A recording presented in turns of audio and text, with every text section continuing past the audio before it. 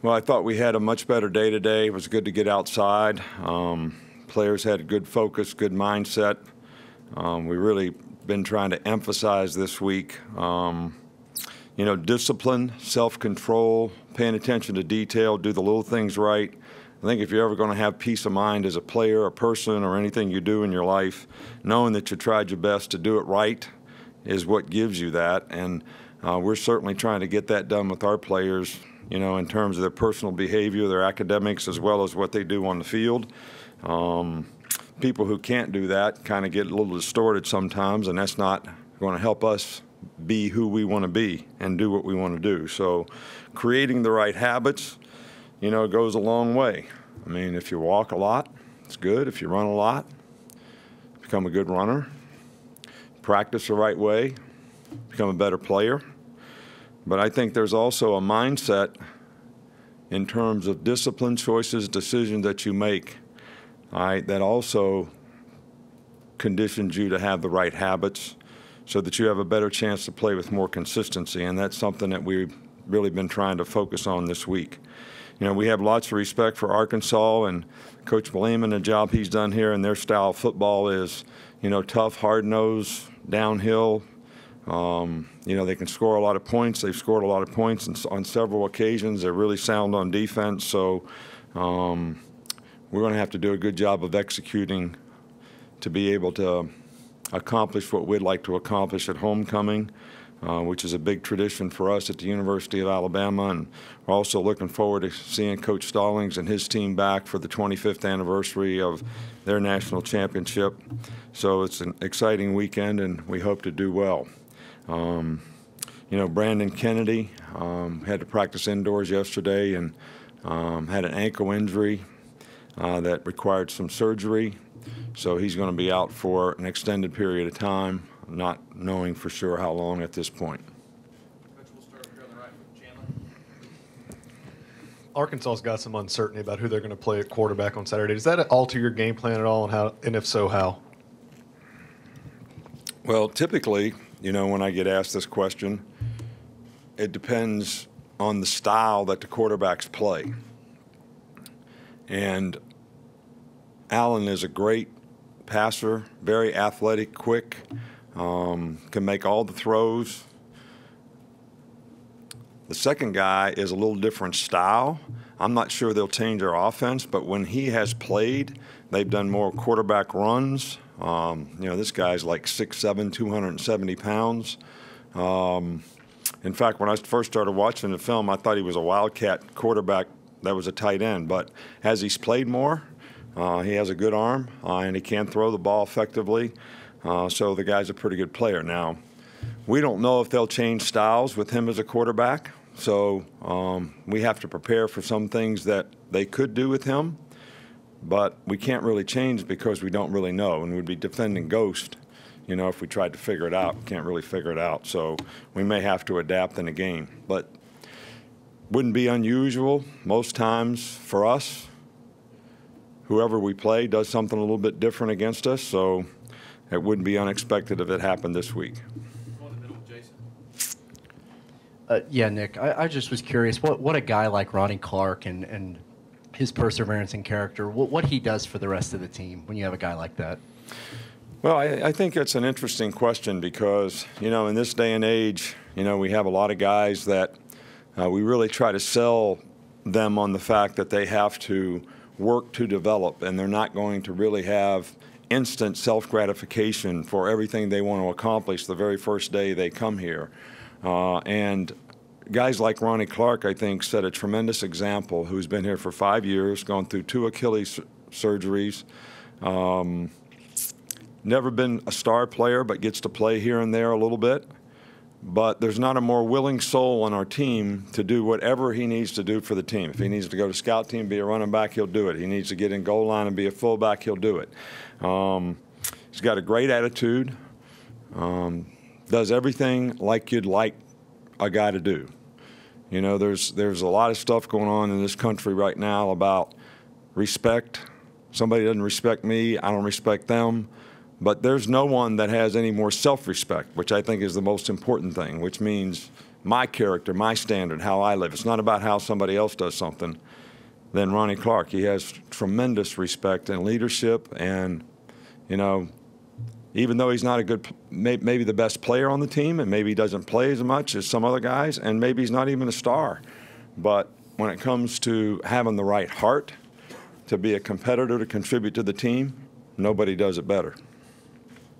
Come back over here, Michael. How would you describe the on-field personas of Anthony Everett and Levi Wallace? Say that again. The on-field persona of those two, how they are on the field.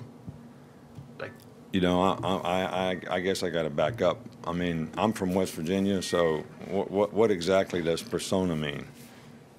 Is that the same thing as persona? sure. Okay. Well, both guys are different. They kind of quiet leaders that kind of go about their work. They don't say a lot to the other guys. I think Levi, as you know, the players think he's quite the technician because he tries to do everything exactly right and really focuses and works hard on things. And I think that goes with the guy that's, come up the way Levi's come up, because he was a walk-on, had to do everything right, had to be an overachiever, so he had to learn and try to overcome things, work hard to do that. So he's learned to overcome adversity and do that. And Anthony never played defensive back before, so he went through 2 or 3 years of sort of learning the position. And he's become a really good player for us and a good cover guy. So both guys are a little bit different personality-wise, but in their own way, they're good competitors and do a really good job, and it's really important to them to do well. Down front here with Mark. I just want a quick update on Deshaun Hand. How is he progressing in his rehab, and when do you expect him back? I can't really make that call. It's a medical decision. I know he's doing well. All reports are positive. He won't play in this game, and we'll take it week to week from there. But I really can't tell you that. Go in the back with Scott. Nick, it looks like Anfernee's affected the quarterback pretty good since he's come back. If you can discuss that, and then how his play may have elevated the rest of the defensive line on the quarterback pressure. Well, Anfernee Jennings was, probably the one outside linebacker who had the most experience. Really strong, physical, good competitor, can pass rush. Then the other two guys that we were really counting on both got hurt in the Florida State game and are out for the year. So he was kind of the lone ranger, even though he missed a couple weeks himself. And he has shown tremendous leadership. He's really helped the other guys that are young players that may not have played much this year develop and be able to play more effectively. But from a leadership standpoint, from a personality standpoint, from a competitive standpoint, I think he's been one of our most consistent performers on defense, and he can pass rush and he can play the run. He's physical, he's strong, and he sets a good example for the other players. So we're really pleased with him. Here in the middle with Alex. Where have you seen Matt Womack make the most strides from that right side? Obviously, he's held on to that position all year and even moved around a little bit in your jumbo packages. But where have you seen him improve the most? Well, I think Matt's a smart guy that has really worked hard to develop the kind of strength and be physical enough to play. He's a fairly athletic guy. I think the thing that we keep working with him on is to play with better pad level, play lower so he can play with even more power, have a little better leverage in what he does. But he has been a good performer for us, and he's played well, and we're happy and pleased with the progress that he's made. And because he's got some versatility as a player, he could play guard if we needed him to. That's very helpful too, as well, to help us get the best guys on the field if, something does happen to someone, which we hope doesn't, but it could. And so he's done a nice job, really good job. Back with Reiner. How do you think Brian Dable has mixed and matched personnel, and how much does that also kind of, I guess, increase the focus of the players, knowing that, they have a chance to get on the field at any time? Well, I think that Brian has done a good job. utilizing the players that we have.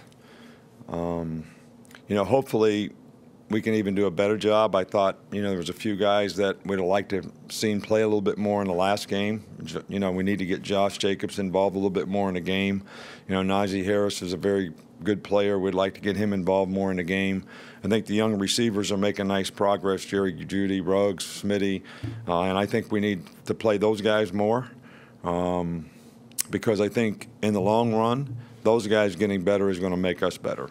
So I think Brian has done a really good job. I don't think we played particularly well on offense in the last game, and there's a lot of reasons for that. You got to give Texas A&M a lot of credit for that, and I think we need to make some improvement. We didn't control the line of scrimmage like we need to.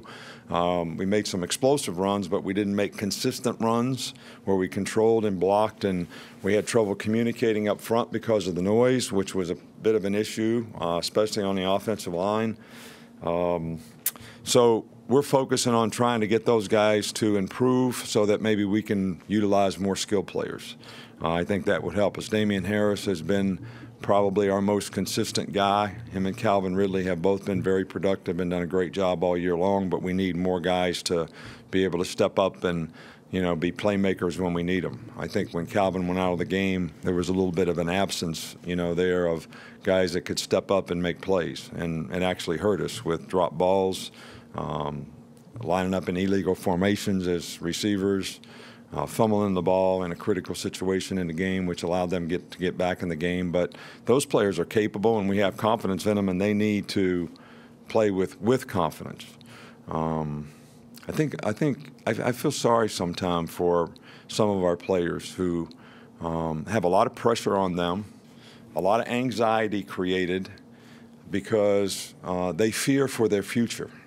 They're not playing well enough. They're not catching enough passes. They're not doing enough to show somebody that they could play at the next level.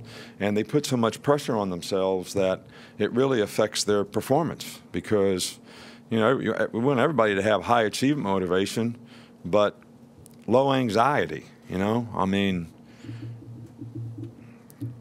confidence, great want to, but not a lot of anxiety and question marks and fear of failure.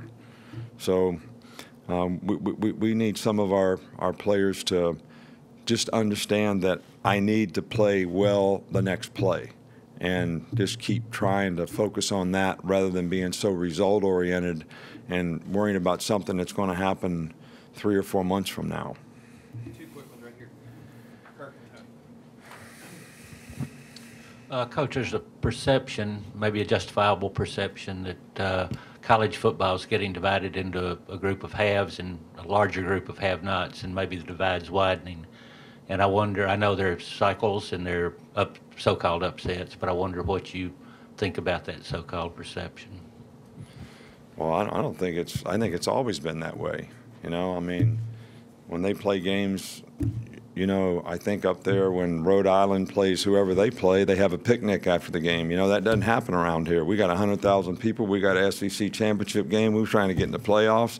But we all have the same rules. So maybe we should have a separation. Maybe we should have a divide. Maybe we should sort of have different governing bodies make choices and decisions for the Power 5 conferences versus other places. Look, I have a tremendous amount of respect for those other places. I played at one of those other places, and I'm glad I had the opportunity to do it. It was a great experience for me, and it gave me an opportunity to get an education. So, but I'm just saying it's not the same. It's not the same. We don't have the same issues.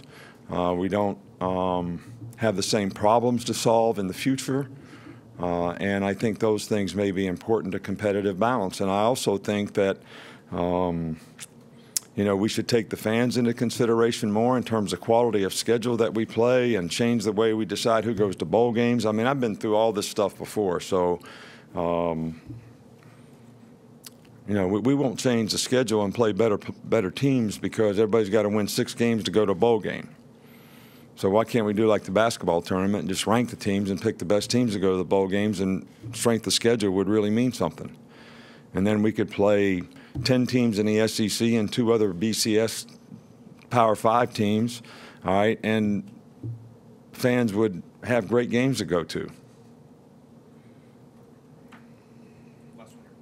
you had said earlier in the week that you'd be able to make a better evaluation of Tony Brown. What's his status heading into the? He was able to do some stuff at practice today. You know, his position is probably a little harder to play with a sprained knee. He can run straight ahead pretty well, but the change of direction, stopping and starting, redirecting, those are probably the most difficult things. But he's actually made faster progress than I had hoped, so that's very encouraging. Whether he'll be able to do enough to be able to have a role in this game, we'll probably have to wait and see. You know, if he can do a little more tomorrow, that would be even more encouraging. All right, thank you.